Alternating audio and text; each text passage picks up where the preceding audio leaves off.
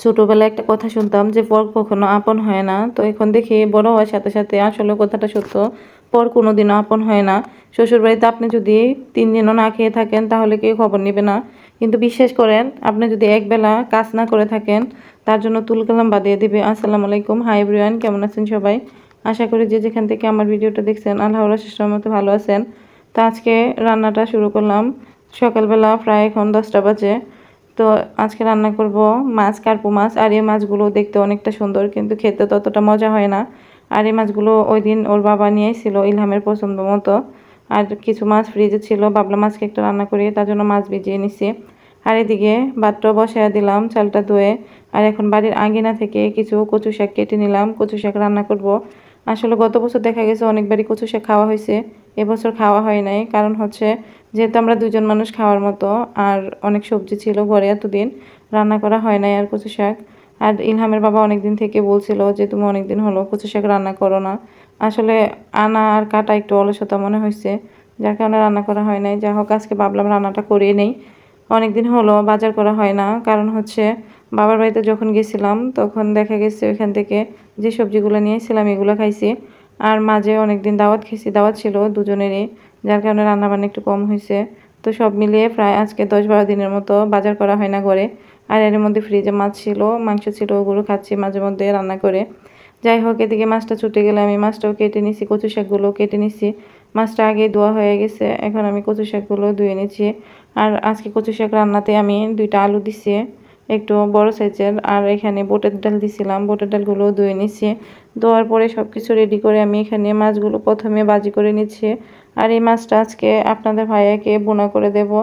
আর আসলে দেখা গেছে আমার সবসময় মাছ খেতে ভালো লাগে না। আগে এমন একটা সময় ছিল যে একবেলা যদি মাছ না খাইতাম তাহলে মনে হয় কতদিন মাছ না খাই আছি।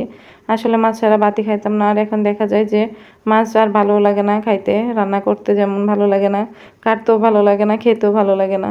কিছু করার নাই, সব মানিয়ে নিতে হয়, মেনে নিতে হয়, যেহেতু নিজের সংসার আলাদা সেটেল এখন।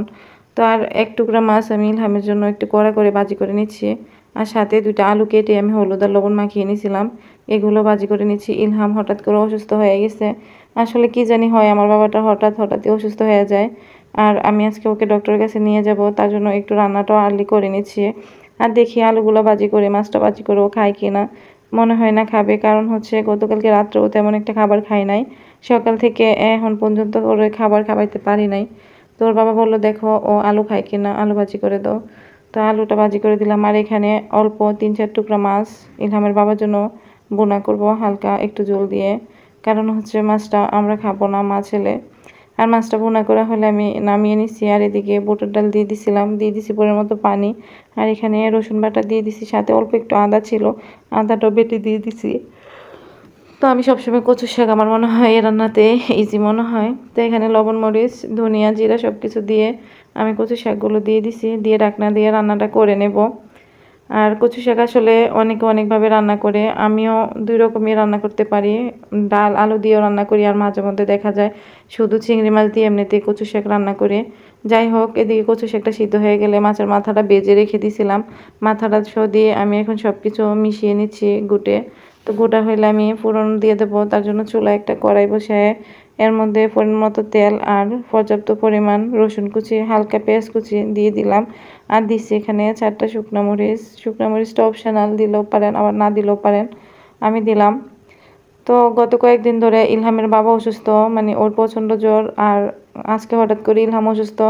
আর আমার মনে হয় অসুস্থতার ভাব, মানে মাথা ব্যথা প্রচণ্ড। আমি বয়স দিতেছি ঠিকই, কিন্তু দেখা গেছে মাথা প্রচণ্ড ব্যথা করে বা নাক বন্ধ হয়ে আছে সর্দি।